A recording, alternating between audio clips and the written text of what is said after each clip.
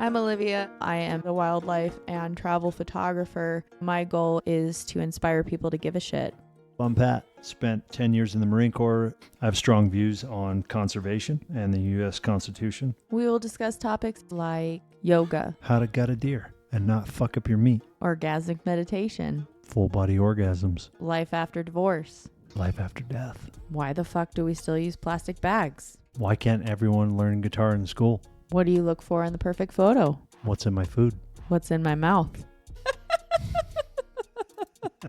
We might also dabble in a little bit of motorcycles. That's right. She rides a Harley, bitches. While our upbringings drastically differed, Our ability to communicate and be open-minded has allowed us to strengthen our relationship. So this podcast is here for you to broaden your horizons, possibly change your perspective on a topic. So we hope you enjoy listening to the Hunter and Hippie. Welcome to episode number 17 of the Hunter and Hippie. That's kind of crazy. We're already almost at 20. Yeah, I know. I thought we were, what I say, 15? You said 16. You're always one behind. Yeah.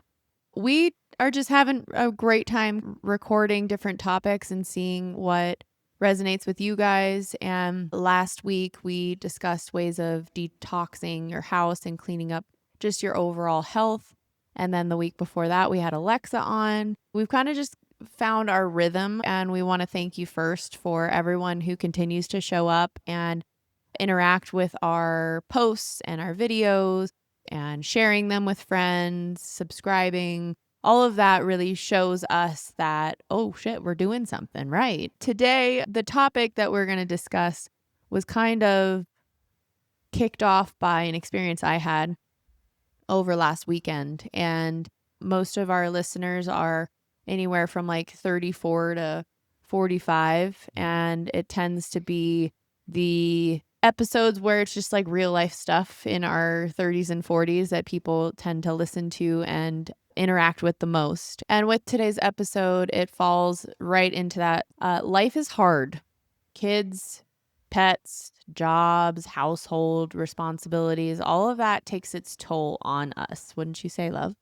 Yeah, and you know, the daily activities that you do as a family, you don't even think about it because it's a part of the daily routine, but it does become draining from time to time when, you know, you're constantly moving around, you're juggling schedules, the kids' schedule, your work schedule, what you want to have done for the day. My schedule's different than her schedule.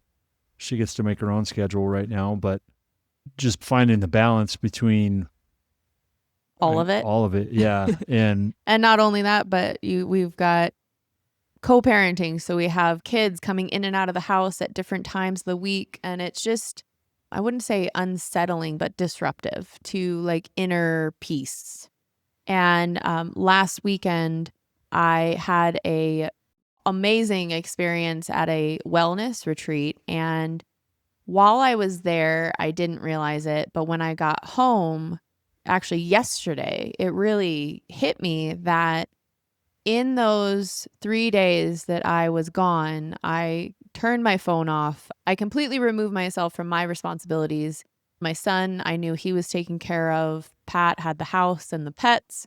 I knew that was all taken care of. So right before we started our retreat, about 3 hours before, I said, you know, my farewells and I love yous to all the people that I cared to say that to. And I said, I'll be back Sunday. So there was already that line, that boundary that I had created for myself. And I'm really proud of myself. I enforced it and I kept with it the whole weekend. yeah, There were plenty of opportunities, and there were several people that were at the retreat that did check their phone. And I just had like no desire to. I was just, I'm like, no, I got this. It wasn't even a struggle. It was just like, I know that this is going to be good for me. And why I'm sharing this is what I realized, and I'll go further into what, you know, I learned in the retreat. But yesterday, I realized that this past weekend was the first time that I had ever achieved a meditative state. And I don't know about you, I think meditation's fucking hard. And I've tried the whole, you know, breath work and visualizations and mantras and all that, but my brain just doesn't shut off. But over this weekend, ever. Shut up. But over this weekend, I had so many opportunities. We had a forgiveness meditation that was led by a friend. It was a beautiful hour-long meditation. She wrote like a 2-page forgiveness letter that she read aloud. And throughout it, she had us like paying attention to different parts of our body and like thanking our toes and our feet and just showing gratitude and showing us a little bit of self-love. And then later in the day, we did like an activation type meditation breath work. And I just kept finding myself sitting out. I brought my yoga mat and Alexa and I went, my sister and we both had our yoga mats like lined up with each other. And the view of the place that we were at was spectacular. So I found myself sitting on my yoga mat like 80% of the time. I was on the ground. I know you're shocked, but I was out there. And I started working on my breath work and just closing my eyes and just enjoying the sounds of the birds and the wind and just like the peacefulness of it. And all of a sudden I opened my eyes. I don't know how long I was eyes closed, but I think it was probably at least 15 minutes. And I opened my eyes and I was like, oh my God, like I feel amazing. And so yesterday I was in my sauna and I started doing that breath work and I felt myself go into that state, like that nothingness, yet it was like so blissful and just peaceful. And I'm like, holy shit. And I messaged the group from the retreat. I'm like, you guys, I think I was able to achieve a meditative state. And this episode is not about how to get into a meditative state. It's about small ways that you can reset your day and just, I don't know, tackle life in a clearer, more mindful mindset. Yeah, you were just describing meditative state and the feeling that you were feeling, and it took me to a tree stand. If I'm up in a tree stand and I'm archery hunting, you're listening, you're activating your senses a little bit more. You're cutting out speech, you're cutting out conversation. You don't have to listen to other people. You're listening to nature. You're listening to the trees, to that fucking squirrel that sounds like a giant buck barreling. No, they break branches and you think it's a big ass buck barreling through the woods, and it's never. I mean, it is from time to time, but usually it's a fucking tree squirrel throwing an acorn or something. But you have a heightened sense of your surroundings for sure. Like you're listening to the wind, you're paying attention to the wind. So it just makes you more present. Yeah. You talk about closing your eyes and like 15 minutes goes by and you open your eyes and you're like, wow, I was just in a state. And that shit happens in the tree stand, but you close your eyes and an hour goes by and you took a nap. I think when you say that, like, when you're more aware of your surroundings, it takes me to photography. Same kind of thing. I'm hunting with my camera to get a good shot of an animal or a sunset or something. And those moments, I don't realize they're so magical, and it's something that should be cherished because we're all so busy. We're all so distracted from what's in front of us. Like even if you're playing with your kid after school, you pick them up and you're home and you're playing, and I find myself, I'm thinking I could be starting dinner right now, and you're already like in the next phase of what's next in the chain of events before bedtime. And I thought of it yesterday when I was in the sauna. Why wouldn't I want to get into this state at least once a day? Like people who get into meditation, they do it, say, first thing in the morning.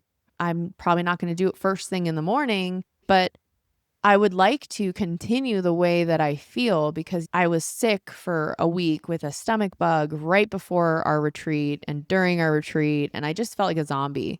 But even though I felt not ideal health-wise, my mind, I felt so good and focused, and I got so much work done yesterday, and I was happy about it. And it just, I think all of that kind of plays into the practices and the gratitude and everything that we did over the weekend. So I want to talk to you first, or have you share the not so hippie ways that you find yourself in a more flow state, meditative state like that, where you're able to reset and kind of tackle something in a new mindset? For me, I think about range day, and I have a goal. I have to sight in the rifle, but I have 18 other things going on that day. So when I'm on the range, I have the ability to shut down everything except for, if I'm sighting in a rifle, then I'm repeating the 7 fundamentals of marksmanship in my head: stance, grip, sight picture, sight alignment, breath control, trigger control, and follow through. And I do that with every single shot.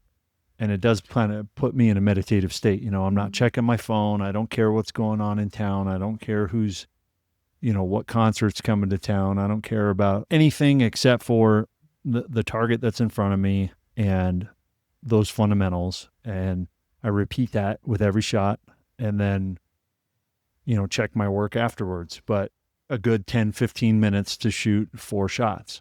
I shoot 3 to 4 shots and walk down to the target, verify where those rounds are at, and then I'll make a micro adjustment on my scope or whatever, and then go back to the firing line and repeat the process again. And now, 2-3 hours has gone by, and the meditative state for me was repeating what would be a mantra of the 7 fundamentals of marksmanship. When you said that you were in that state, you were in this, like, after the 7 fundamentals, you feel like nothing else matters. You're focused, you're in a flow state. When you get out of the range and you get in other parts of your life, do you feel like that mindset and that calm has kind of trickled into the rest of your day? Yeah. It makes me feel like I've achieved a task.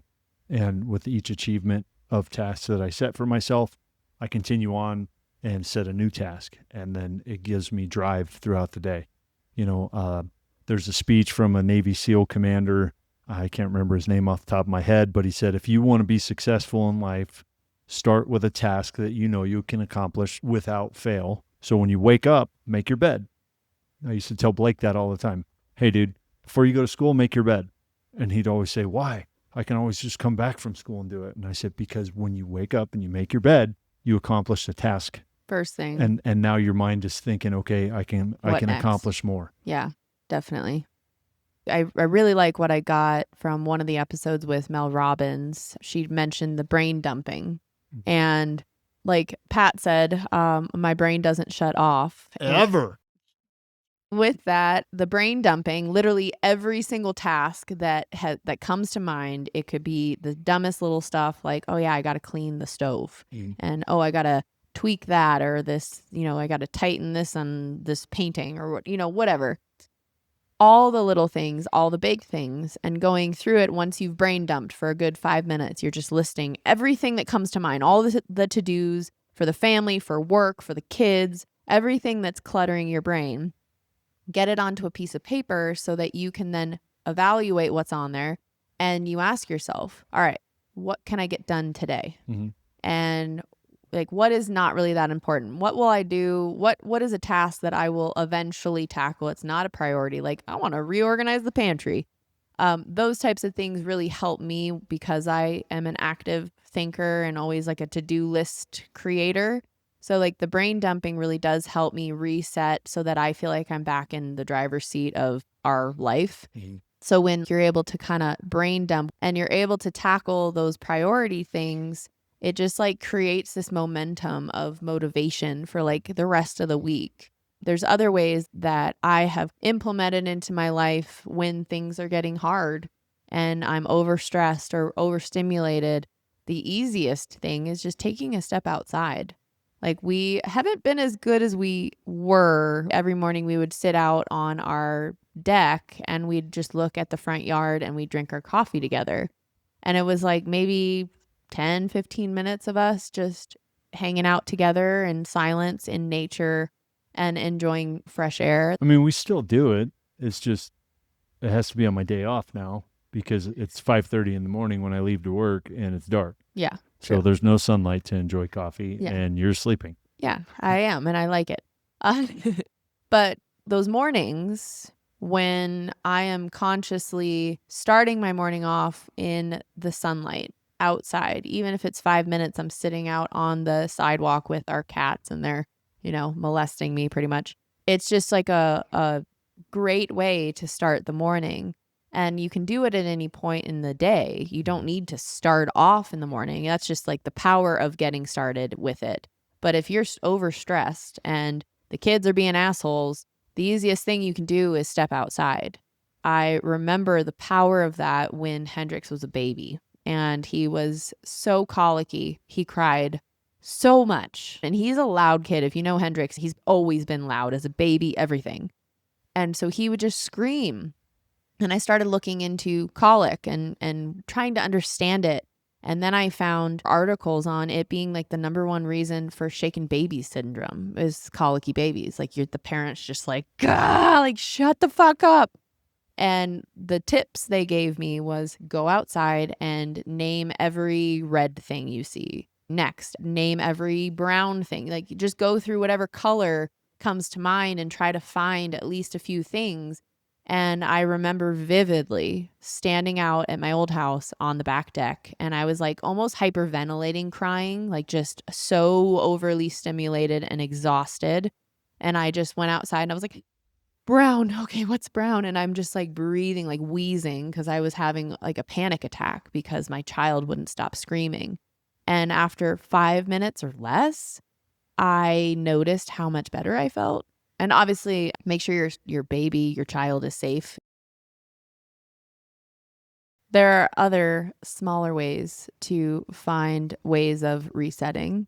Yesterday, I was very productive, but towards the end of the day, I started to get a little, burnt out. And I only had a little bit more to do. I had to send stuff to like the city of Deadwood. And I'm like, oh, like only a couple more. And my computer started to glitch because I had too much stuff downloaded from my Dropbox and it was just super slow. And I looked at that as a sign. I'm like, all right, this means that the sauna that's been on for 45 minutes it's time for me to get in. So I reset my everything, my Dropbox, and synced everything and reset the computer. And as it was doing all its shit, I got ready for the sauna. And I was like, it's okay to take a break because I'm not being as productive as I could be. And I feel like that requires some self-awareness. And there are a lot of people who don't know how to find that. And I think that the first thing that comes to mind is when you hear that little voice in your head saying, God, I just need to take a break. Just do it. It's not you being a slacker. It's your intuition. It's yourself knowing that it's time to take a break so that you can be more productive. And I feel like we're just in society, we have been conditioned to take pride in being busy, to like, it's like a badge of honor to like be so overworked and so tired at the end of the day. Like, I think that the real skill is being productive and finding time to take breaks and give yourself that grace period to be human.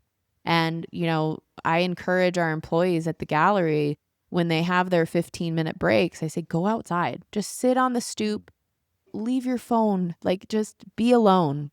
Set a timer if you have a watch or we'll come get you. But like give yourself the moments of nothingness because in that nothingness, that's when like true brilliance and great ideas come to mind. Well, we all know that so many people, I had this great idea in the shower. Well, it's because you're just with yourself. You're in the water. You're not thinking, you're not doing anything. We need to make that normal on a daily. And I think that if you can get anything from this episode, that's kind of the emphasis that I at least would like to put on it is find stillness so you can find brilliance. Yeah, I'm thinking about that in terms of law enforcement. And, when we have like the Sturgis motorcycle rally, things get overwhelming, especially for newer guys that are in their cars, they're responding to calls, they're dealing with accidents, constantly on the go. Mm-hmm. One of the things that us field training officers tell the younger guys is sometimes you just need 5 minutes. Go drive out to the cemetery and take 5-minute break. Come back and be reset. just like you talking about go sit outside. And I totally agree. Take breaks throughout the day. Don't take a break every 15 minutes because then you're not going to be productive. There's a difference between being busy and looking busy. If you're actually busy, then give yourself that break. But what does it mean to be busy? Like the word busy, I just don't, it doesn't sit well with me. I don't like that word. I mean, for me, thinking that I had a busy day, that meant I had multiple tasks that I accomplished and or have now rolled over into the next day. I don't know. Busy to me seems like you're out of control. You're out of control of your own day. Like, oh God, I'm so busy. It's just like the word hectic comes to mind. Yeah, hectic is the only word that comes to mind when I think of like you're so busy that you're distraught. And I mean the power of words. Like why can't we use like how was your day? It was really productive. Right. Not it was so busy. Like I feel like when I ask how was your day? Oh, busy. I'm like, what the fuck does that mean? I just thought of it now, but one of our friends, I can't remember which one right now, but they said we have so many. They said, hey, instead of saying, I think it was Ron, instead of saying I have to go do this today, change your verbiage to I get to do that today. And it'll change your perspective on what your task is. Like, oh man, I have to go to, I have to go 20 minutes out of town and I have to go shoot at the range. Fuck that. I'm getting paid to go shoot guns. Let's go. Like, I don't understand why people bitch and complain about that. It's like, are you kidding me? Put your fucking boots on, shut your mouth, and go shoot a gun for fucking somebody else's ammo. You're shooting somebody else's gun. It might be your own personal gun. You get to do that in your day. Quit complaining. If you're busy, cool. If your life is hectic, then control your chaos. Yeah, like if your days continue to be busy, I think that it might require some reevaluation of, are you always saying yes for other people? Are you keeping in mind like your true goals, like your weekly goal, your monthly goal, your 5-year goal? Are the actions that you're taking, are they getting you closer to those, or are they just distracting you? And there are plenty of times over the course of working with my family that I would catch myself and I just felt frantic and stressed. My dad, he's an artist and I love him. He has great ideas, but he'll come in and just be like, hey, I want you to do this.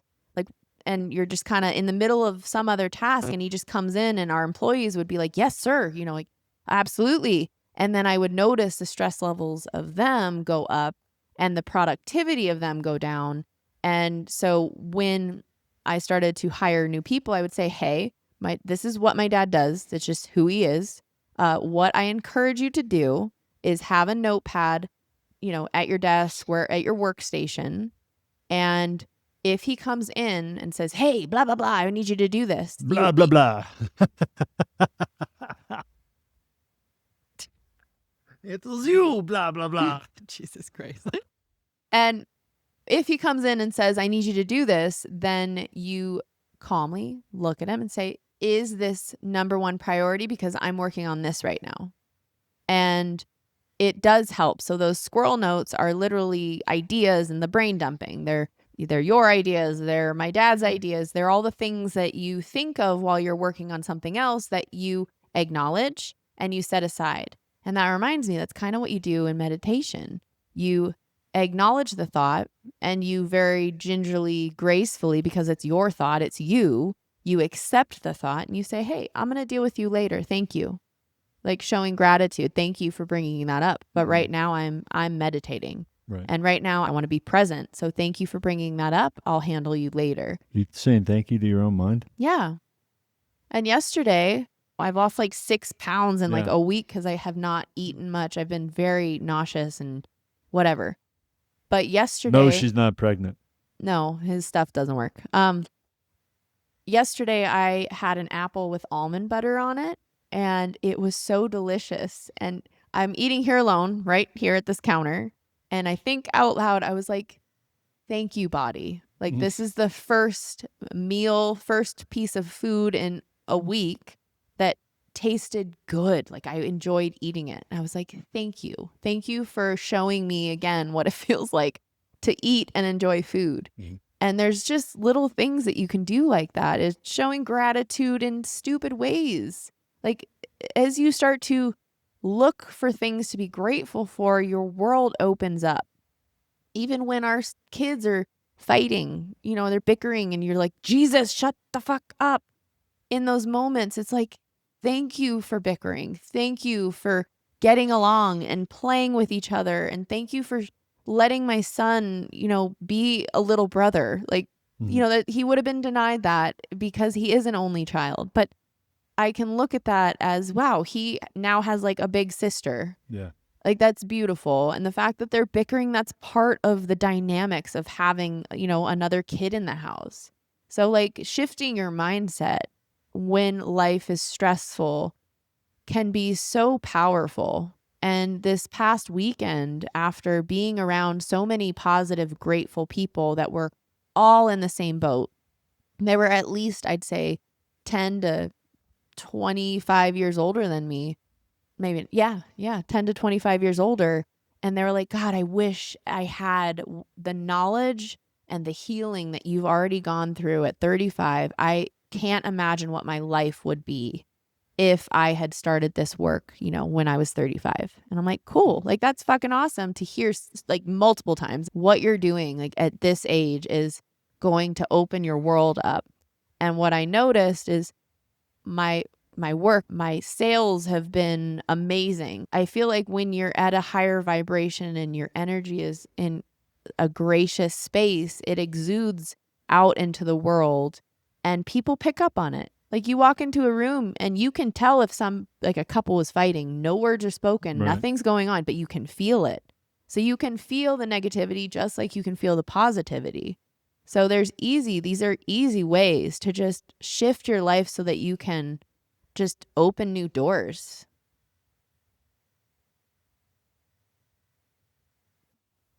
Yeah. Fuck off. All right. So you went on a wellness retreat for 3 days. What is your greatest takeaway from that retreat? On the spot. My greatest takeaway was how peaceful I felt and how I was like, I still am. Like, I'm 100% certain that everything I'm doing in my life is for the greater good of me and everyone that's influenced by something I do. My loved ones. Like, I just felt like I kept hearing my voice, a greater whatever, like a guide or Mother Nature. I just felt like I was accepted and I was acknowledged for all the work that I'm doing. And I just kept hearing like, I am home. Like, I'm home in my own body. And it felt really freaking good to feel so confident. There was no self-doubt. Like, I'm on the right path. And it's just, it feels really good to not second guess the things that I'm doing, to not second guess the people that are in my life. Like, everyone that's in my life is bettering me somehow. So the biggest takeaway was I'm doing the work and it is showing up in many ways in my life. Good. I'm glad you did it. We've been great. Our kids have been great. Even our exes have kind of been pretty great compared to previous months. I don't know, just being in a wellness environment, being with people who want to be better, it's intoxicating. Yeah, and it kind of gives you the empowerment to say, you know what, if you're being negative, I don't fucking want you around. And you think that you're reliant on something until you cut it out, and then you're like, I didn't really need that. Fucking need that, you know? Yeah. And it's like that old saying of you think you have 1,000 friends or whatever, 100 friends. Awesome. Don't reach out to them for 2 weeks. And if they don't text you, or they don't call you to check on you, they're not your fucking friend. Yeah. They're an acquaintance who needed something at the moment. Or they just wanted to keep tabs on you. Yeah, yeah. Or they're being nosy and wanting to stir the pot with drama or some shit. Yeah, like once you've done any kind of work, and even the power of finding that stillness and the quiet, maybe 5 minutes to start a day, it kind of also introduces the concept of boundaries without even focusing on boundaries. Like when I'm quiet and I'm just like enjoying our yard. We live in the forest. It's gorgeous. Our front yard is my favorite. And if I'm just sitting out there and I'm just admiring everything and I just have this smile on my face, and then I go into an environment where suddenly I'm kind of just like making a not so happy face. It's like a flag. It's like, hey, you were just in this happy state alone in the forest, and then you go to quote unquote friend's house and you leave feeling grungy and depleted.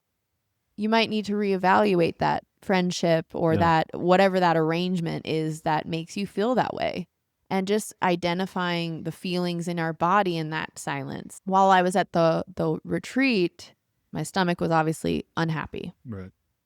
And at one point, I was doing breath work because I was really just getting nauseous. And I started to picture where it was in my body, the color of it, the consistency, like where exactly in my stomach. And then I was trying to decipher, what are you trying to tell me? Like, what is my body trying to show me and tell me in this moment? I gotta poop. No. And it was like I was just I said something in my head. I'm like, oh, I'm just like ridding things that no longer serve me. And when I said that in my head, my nausea went away. So I feel like, and I did this when I went to Landmark Forum back in like 2014, 2015. It was a curriculum for living. It's a self-help curriculum. And the teacher was like, hey, does anybody have a headache in the room? I want to work on this.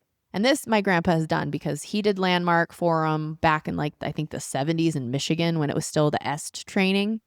And this guy comes up and he's like, yeah, I got a headache. And the teacher's like, all right, let's work on what color, consistency, what does it feel like? How heavy is it? All these things, all these questions. Like, I want you to completely identify the headache, where it is and all that. And within 5-10 minutes, they're talking and he goes, how's your headache? And he's like, oh my God, it's gone. So when you're able to acknowledge what you're going through, like we do it with our kids, I'm sure you guys do too. Like you encourage your kids to identify the emotions they're feeling, yet we don't do it for ourselves. Like I'd tell Hendrix when he's mad, I said, hey, are you frustrated? What are we mad about? And he's like, "Rah." We encourage it always for children to start identifying their emotions. And somewhere along the way, we were taught to no longer identify, but to bottle them up. Mm-hmm. And that's how chronic illnesses, sicknesses in general, they can fester within the body because we're not acknowledging our own feelings. So when we find those moments of stillness, we can start to just take inventory on our body from toes all the way up to our head. How am I feeling? Oh, I'm a little nauseous. Oh, maybe I could eat some kimchi. My feet kind of hurt. Oh, let's give my feet some love and like thank them. And it's just like, I don't know, it's just really easy hippie ways to start to take control of your mind again. Yeah. What else do you do to take control of your mind?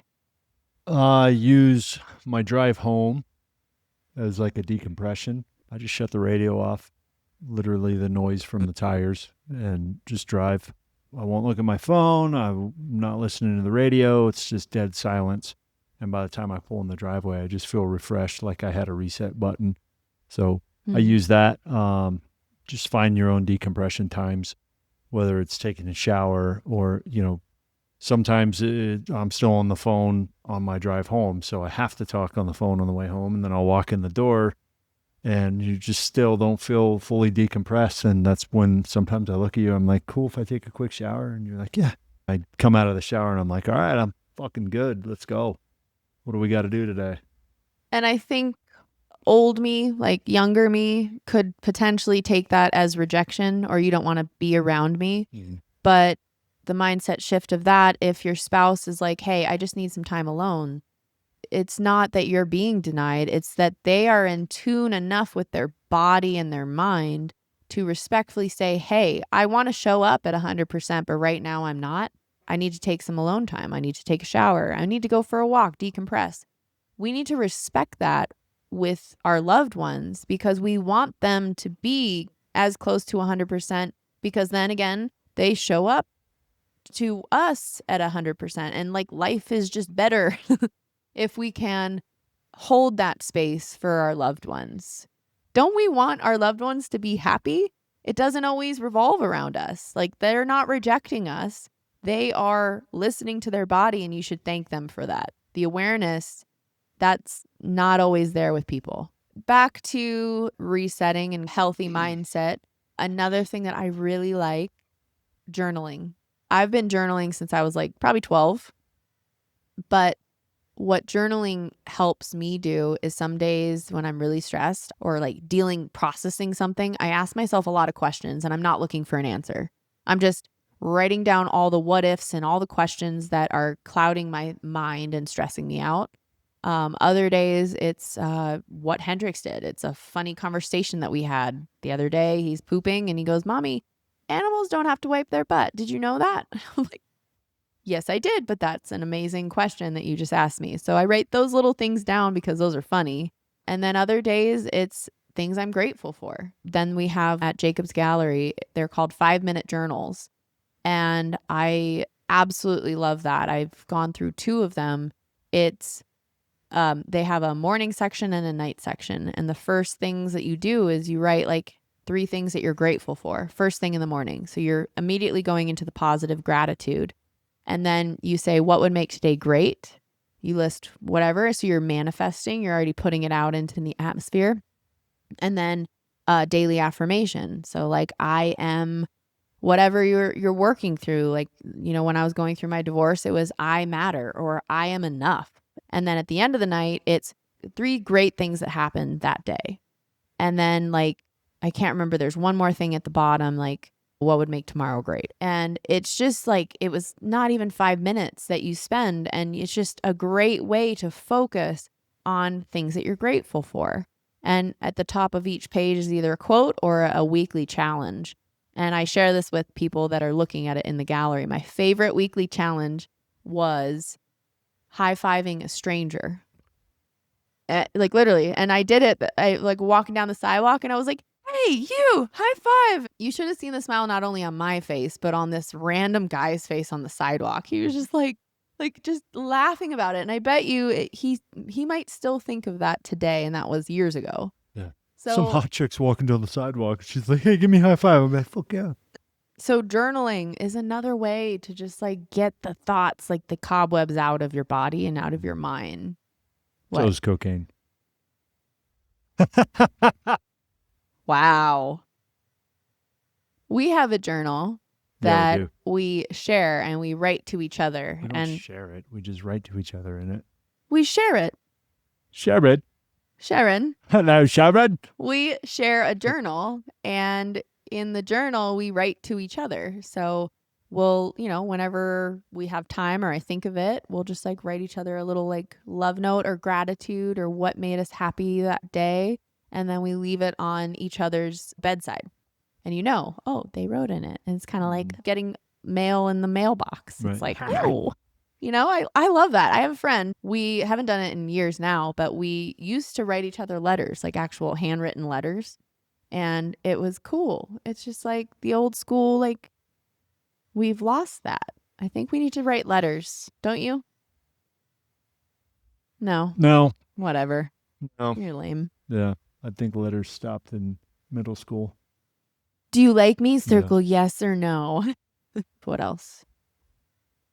Sometimes when you need a reset and you don't have a lot of time to reset, just eat a piece of fruit. I eat an apple. And when I'm done eating the apple, I'm like, fuck, let's go do something. Why? I don't know. Maybe I just like apples. But like I'll be at work and it'll be a long day. And you're like, apple. Busy day. And then, no, like you threw that apple in the bag. And yesterday I was like, fuck, I'm running around doing a bunch of shit on the computer. My eyes are like, because I don't like computers. And my eyes are bouncing. And I'm like, dude, this is, oh, you know what? I got a fucking apple. So I went downstairs and I grabbed the apple and I ate the whole apple.